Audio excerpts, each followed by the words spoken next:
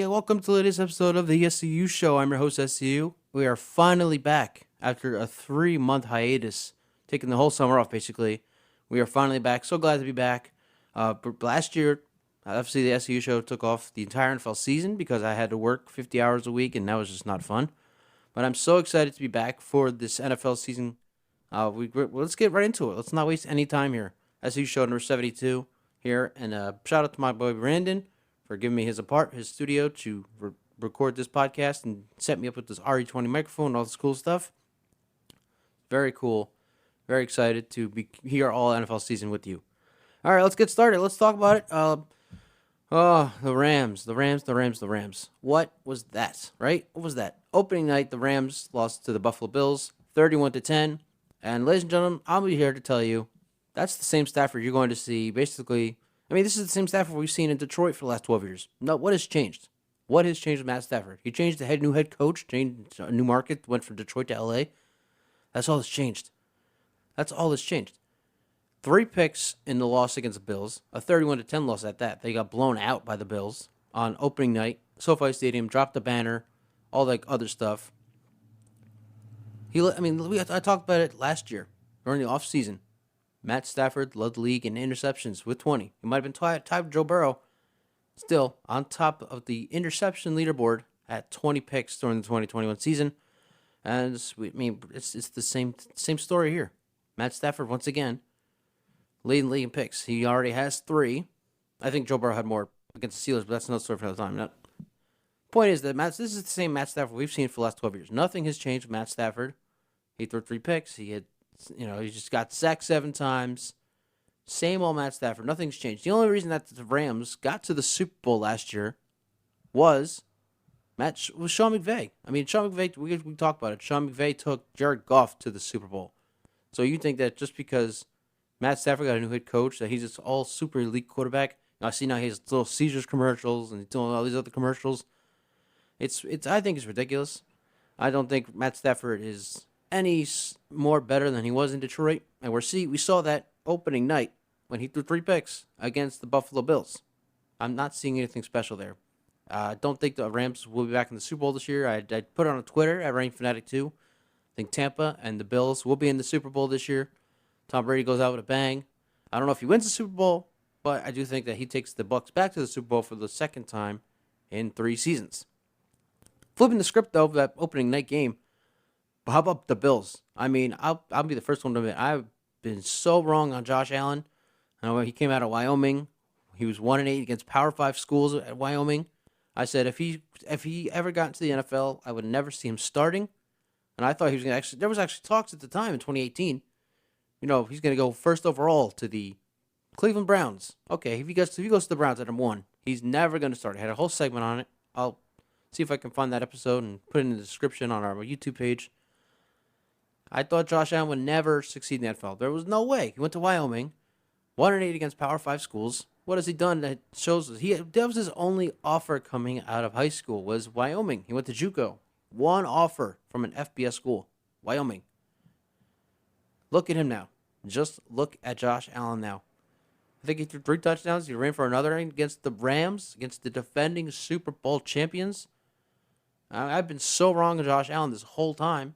And now I'm here, ladies and gentlemen. I'm with you. I am buying the hype with Josh Allen. I'm putting all my stock at the Bills. I think they're going to win the Super Bowl. I did say I don't know if Brady would win the Super Bowl. I think Buffalo. Obviously, I think they're a clear favorite to win the AFC. You can talk about Kansas City. They've been at the AFC Championship game 4 straight years. They're also 2-2 in those 4 years in the AFC Championship game. So I mean, Buffalo has been there. They've had their number. And both times they've met in the playoffs. The AFC Championship game 2 years ago, they led 9-0 at one point. Last year, should have won the game. Everybody could blame the coin flip. I mean, they got a whole rule changed because of that game against the Chiefs. So if this year, I think Buffalo obviously will win the 1 seed in the AFC. That means the Chiefs will have to go to Buffalo for the AFC Championship game should the Chiefs make it that far. And obviously, I think that Buffalo would beat Kansas City en route to Super Bowl 57 in Arizona. And I think they would be the Super Bowl champions right now. I'm huge. I am buying all the stock on the Buffalo Bills right now. I am so high on the Bills right now, just like all you out there I'm sure, are also very high on Buffalo. I have them winning the Super Bowl this year, and I was 100% wrong, and I probably continue to be wrong on Josh Allen. He's going to continue to prove me wrong. He's an MVP candidate. The Bills are the favorites to win the Super Bowl according to Vegas, and according to me, and according to you, a lot of people watching and listening, all that. It's just the Bills. That was a statement win. That's what I wanted to say here. That was a statement win in LA on last Thursday night. Statement win. Did I think the Bills were going to win against the Rams? I didn't think so. Of course not. But of course I obviously did not think the Bills would blow them out in that game. They were up 10-0 at one point, and they went on to win by 21 points. Did not see that come whatsoever. Buffalo Bills, keep it going. I'm putting all my stock in you to win Super Bowl 57 out in Arizona. Keep it up. All right, let's get to the Dallas Cowboys. And now a former Cowboys fan here. I've rescinded my Cowboys fan. Of course, Ruben, my best friend, who got married in June, by the way. So we haven't done a show since before his wedding. Congratulations to my friends, Ruben and Danny. Married June 19th. Best of luck to you guys. Can't wait to meet my nieces and nephews in the next year or so. Ruben will always tell me I'm always a Cowboys fan to him because we've been friends since 2005, so 17 years now. But I keep telling him I'm not a Cowboys fan. And here I will prove it to you right here once again, ladies and gentlemen. Dallas season, it ended. And I know. Overreaction. We'll get to a lot of overreactions in a little bit. But we're overreacting to the Cowboys. Season's already over. Bam, one game, just like that. Dak Prescott is out 6 to 8 weeks. He's going to have thumb surgery or hand surgery, one of the two. And now you got to rely on Cooper Rush, with no wide receivers, by the way, to lead the way. And guess who's coming to town this Sunday? Yeah, Joe Burrow. You don't think he has a chip on his shoulder after his 4-interception, 5-turnover game at Pittsburgh? He sure does. I mean, he went on the Volume podcast with Colin Cowherd just earlier this week. Talked about nobody wants to see me after the game. The people would be horrified if they saw me after the game. Because he must have been that frustrated, that angry, must have been crying ugly or something. But obviously, Joe Burrow is going into this Cowboys game week 2. Chip on his shoulder. He has the reigning Rookie of the Year, Jamar Chase, who I'm a huge fan of, and I think is already going to lock for the Hall of Fame because he, again, had a great game again against the Steelers. Should have had the game-winning touchdown, but we'll get to that a little later. Dak Prescott out 6 to 8 weeks, though. This is the story. Dak Prescott is out 6 to 8 weeks with hand surgery. You got to rely on Zeke Elliott. I love Zeke Elliott coming out of Ohio State. Yes, I did. I was a Cowboys fan at the time, 2016. Loved the pick. They went 13-3, both rookies. It was awesome. It was great. But, I mean, come on. Zeke is basically the number 2 running back now in Dallas behind Tony Pollard. I mean, everybody loves Tony Pollard. I love Tony Pollard. Coming out of Memphis. Love the Cowboys picked him. He's basically taken Zeke's spot at this point. Zeke is not even it's like a running back duo at this point. Zeke used to be the guy. He used to be number 1. Nobody was going to compare to Zeke Elliott. Now, it's Zeke and it's Tony Pollard. It's not the Zeke Elliott show anymore. And we just talked about the wide receivers. CeeDee Lamb had a horrible game against Tampa Bay. I don't think he might have one catch, if that. Cedric Wilson's Miami. We talked about that. Marty Cooper with the Browns. We'll get to the Browns a little bit. Dallas season's already over. I mean, we look at week 1. We look at the NFC East as a whole. The Eagles. It's either Chris Sims or Peter King. Either way, it's NBC Sports. They have the Eagles being the top overall seed in the NFC postseason this year. Honestly, I don't disagree. I love what the Eagles have. They just got A.J. Brown, who had a huge game against Detroit. We'll get to that in a little bit. Jalen Hurts, loved him at Alabama, loved him at Oklahoma. I love that he is the starting quarterback for the Philadelphia Eagles, and he's one of those quarterbacks. I always talk about it. Versatility. Can run and pass the ball at the same time. Love it for the Eagles. Washington, even. Look what they got. I mean, yes, I've told you guys for years, Carson Wentz is not the best quarterback ever. Never will be.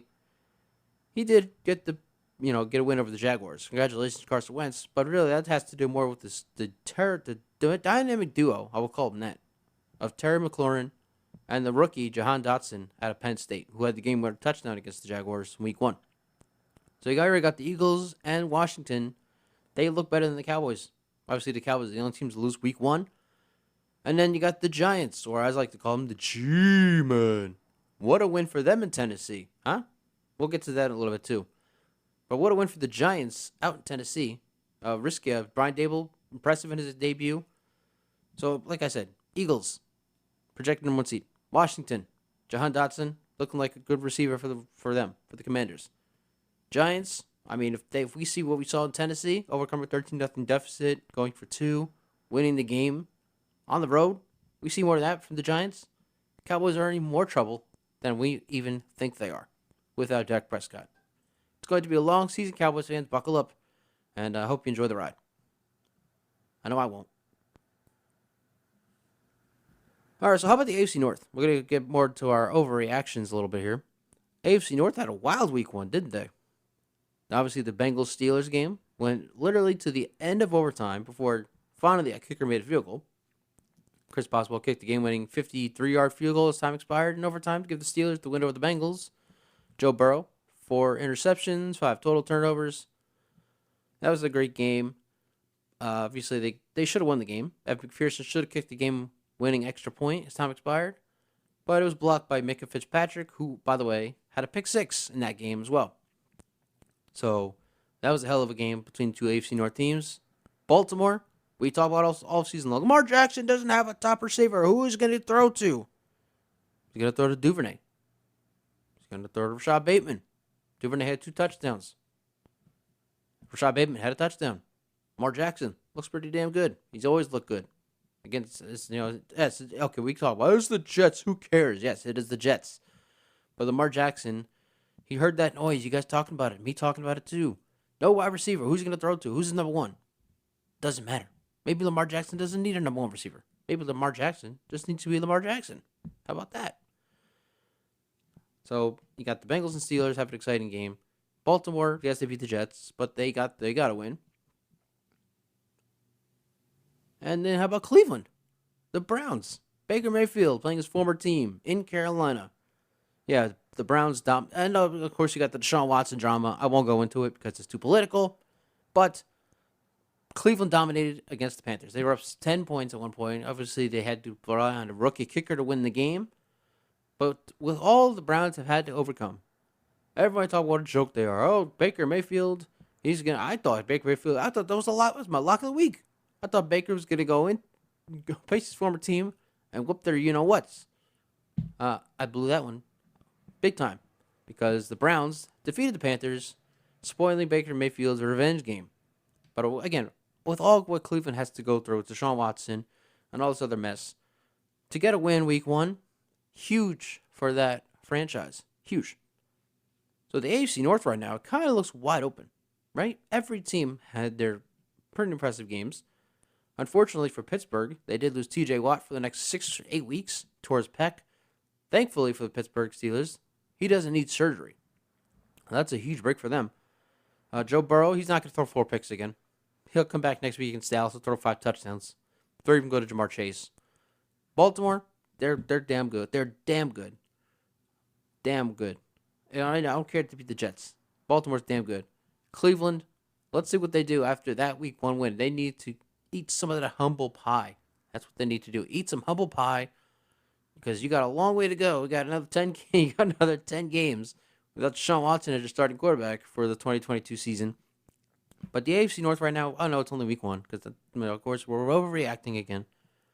But AFC North looks absolutely wide open. It's going to be so far the most exciting division in the league. Obviously, the Bengals are the only team to lose because they lost to the Steelers. But it looks like the AFC North is wide open. But it's going to be exciting to see what happens over these next 16 weeks in that division. But kudos to Baltimore, kudos to Pittsburgh, and kudos to Cleveland for getting huge wins in week 1. And Bengals, I expect them to bounce back in week 2. All right, good show so far. SCU Show number 72. Here, new studio. We got a new studio here, ladies and gentlemen, during the NFL season anyway. Come the off season, we'll have another new studio because I will, hopefully, we'll be going back to school. This time, actually, a little story time. I called the guy from the Connecticut School of Broadcasting down in Cherry Hill, New Jersey, Tom DeFranco. I don't know if he'll ever watch this, but shout out to Tom for helping me out these last few years, trying to figure things out.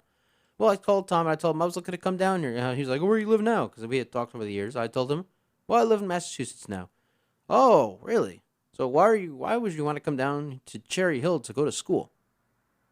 Well, what do you mean? Well, we got a school over there in Farmington, Connecticut. It's an hour, 20 minutes away. Might be easier for you. Oh, wow. I didn't even thought of that. I thought my whole plan was go to Cherry Hill, New Jersey for 2 months, go to school there, come back, and see where things went from there. But it looks like if, things call for it, so I have a lot of things to look over and people to talk to. But looking like March 2023, we will have a studio out in Farmingham, Connecticut for the SCU show during the off season. And then come probably May, maybe even June or July, or even beginning of the next NFL season, I can't wait to unveil my new studio that I'll set up myself. But we'll get to that when the time comes. For now, we shout out to our guy Brandon, giving us the studio to do the SCU show every week with you during the NFL season. And so here we are. Glad to be back after 3 months off. But anyway, enough of that. Back to the NFL season, shall we? Let's get to some overreactions because we have a lot of overreactions, do we? Woo! The Packers. Yeah, the Packers are in trouble. Everyone's talking, oh my goodness, Aaron Rodgers, no Devontae Adams, what are they going to do? Oh my God. And you watch they give me to Minnesota, and I picked Minnesota to win the NFC North. And then, Aaron Rodgers struggles. Christian Watson, the rookie, had dropped a touchdown, wide open touchdown. You all have work. You all have a job. You struggle your first day. God, I remember every job I had. I worked at a Jamba Juice in Newark Airport, New Jersey. I worked at a Hardee's restaurant in Virginia. Worked at an Amazon warehouse. I've worked everywhere. First days are the worst days. I just came up with that right now, by the way. I'm going to keep that. First days are the worst days. You are going to get better. Green Bay, they're going to get better. Why? Because Aaron Rodgers is still the quarterback. Reigning MVP.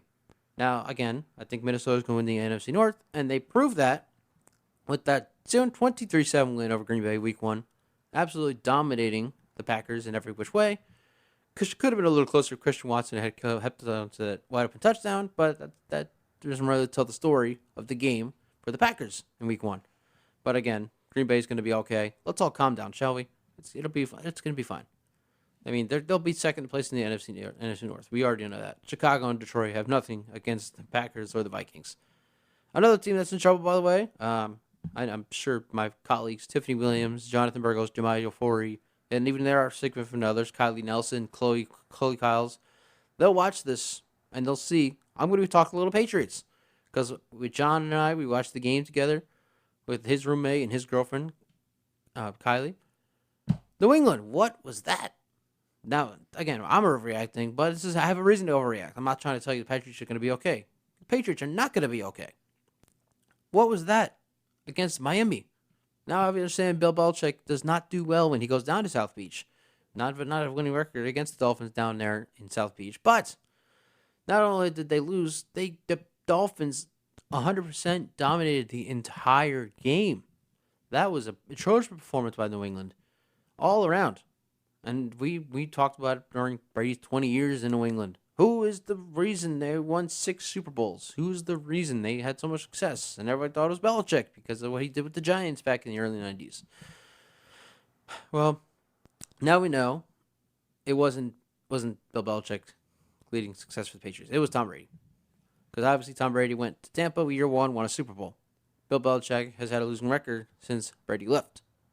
And the Dolphins took apart the Patriots the entire game, and now Mac Jones is dealing with back spasms. They assume he's going to play this weekend, but who really knows?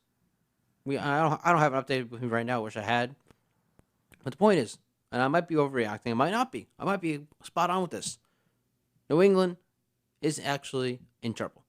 I mean just one game, but from what I saw at the one game, they have some work to do on both sides of the ball.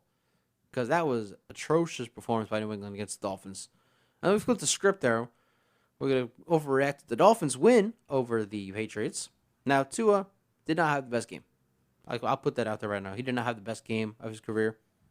Very inaccurate in this game. He was inaccurate his whole career, but he has had some shining moments over his first few years in the NFL. And I love him coming out of Alabama, obviously. Love these quarterbacks, Alabama quarterbacks. I just think they do too well in the NFL. So far, Tua's been the best Alabama quarterback to come out of the NFL. Has had the most success.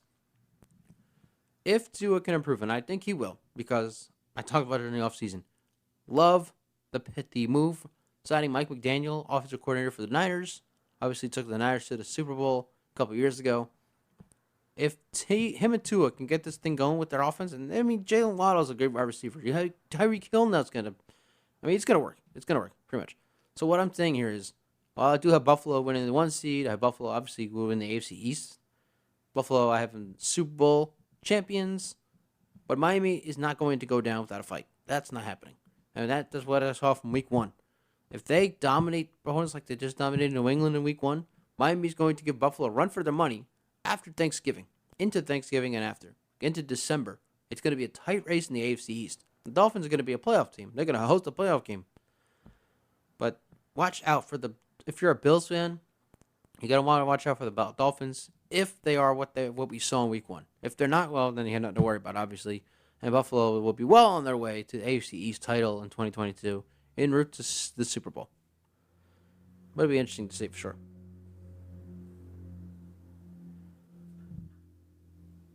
Let's see. Okay, so we talked about the Vikings already, clear-cut NFC North champions. We saw that. Their performance against the Packers Week 1, if they can keep doing that, I think they will. I mean, Justin Jefferson, you saw that. 184 receiving yards for the new. I think he's got to be the new number 1 in Minnesota. Everybody loves Adam Thielen. I love Adam Thielen. But Justin Jefferson is the number one. He's the new number 1 there in Minnesota. I think there's no question about it. It was his second or third year at LSU. Obviously, clear cut, the number 1 in Minnesota. Kirk Cousins, having him is a blessing for Kirk Cousins, because everyone talks about Kirk Cousins can't win primetime games, 8 p.m. Sunday to Monday nights, Thursday nights. Well, we've yet to see that. But if we see what we saw Week 1, where him and Justin Jefferson connect for over 100 yards, almost 200 yards receiving every freaking game, first of all, I think Justin Jefferson could win MVP. I mean, he had the best performance clearly in Week 1, behind maybe Patrick Mahomes. We'll get to that in a minute. But what a statement there by the Vikings. Defeating the Packers by 16 points. Clear-cut favorites to win the NFC North. And I already said that during the offseason, that was the thing. No question about it, that the Vikings clear-cut favorites to win the NFC North.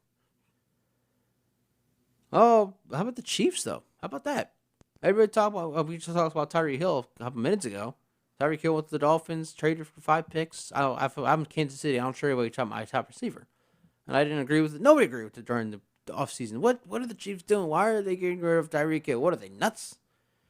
Well, if what we saw Week 1, no. They're not nuts. Not at all. Patrick Mahomes, 5 touchdown passes against Arizona. Yeah, the Chiefs are going to be okay. As a matter of fact, let's talk about the AFC West, shall we?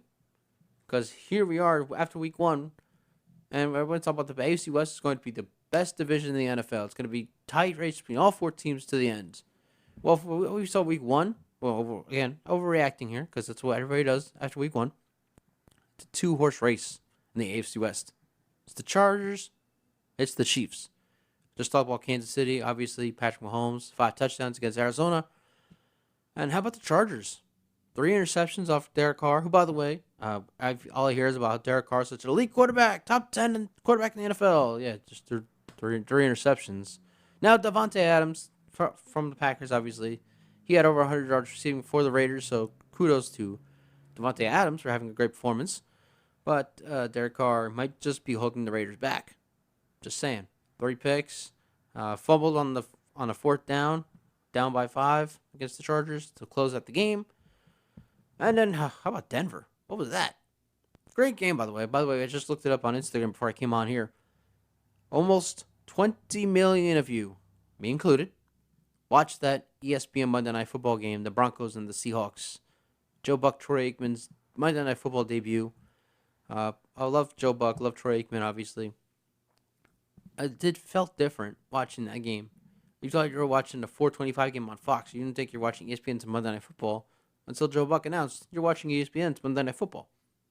But anyway, despite that, Denver was a lock for a lot of us. Not me, although they're pretty much a lock, to win that game against Seattle. Geno Smith is starting quarterback for the Seahawks. They have no chance to win this game. There's just no way they win this game against the Broncos. Oh, well, what do you know? They won the game against the Broncos. No, I don't want to. I don't want to say, oh, the Broncos are in trouble. Oh my goodness, no, no, no, no. You see, the reason Denver lost that game against Seattle was because Brandon McManus missed a 64-yard field goal. Is that Brandon McManus' fault? No, it is not. That is That's Daniel Hackett's fault. You all saw it. End of the game, running clock, no timeout taken. What are you doing? You got to take a timeout, give Russell Wilson a chance to get more down the field, and potentially win that game on a field goal. So we talk about Denver's going to struggle. They're not. Denver will be. It's going to be a 3-horse race, but after week 1, it's a 2-horse race between the Chiefs and the Chargers in the AFC West. Give it time. Denver will figure it out. Raiders, good luck. That's all I got to say about that. Let's see what else we got here. Oh, okay. So you remember this segment? We haven't done it since last year, week 1, and I only posted it on the Facebook page, SCU Show. By the way, go like us on Facebook, the SCU Show. Follow me on Twitter at RunnyFanatic2, and subscribe. Hit that subscribe button right here on YouTube, because I know you love it. You get to see all my broadcasts of the Worcester Wildcats, my basketball stuff coming up soon. A big announcement coming, by the way, in the next few weeks, launching something brand new. Won't go into details. This is the second time that I'm making note of something new I have coming soon. So, without further ado, the way we end this show, we'll end the show every week this way. The SCU Sizzling 7. Our top 7 teams from week 1. Now, you're going to love this. My friends are going to love it. They love SCU Sizzling 7. They used to love it all the time. Number 7. Browns? Yeah. Cleveland. I have to give it to Cleveland. Again, Sean Watson drama. All this other stuff. You're facing your former number 1 overall pick. Not even your former quarterback. Former number 1 overall pick. You're facing him on the road. Rookie kicker, Kate York, LSU. Clutch. 58-yard field goal to win the game. Got to give it to Cleveland. They dominated the Panthers, by the way. That's another reason to put them in there. They didn't just win, by stroke of luck. They didn't win. They had to come back to win. They were up by 10 in that game at one point. Cleveland, number 7.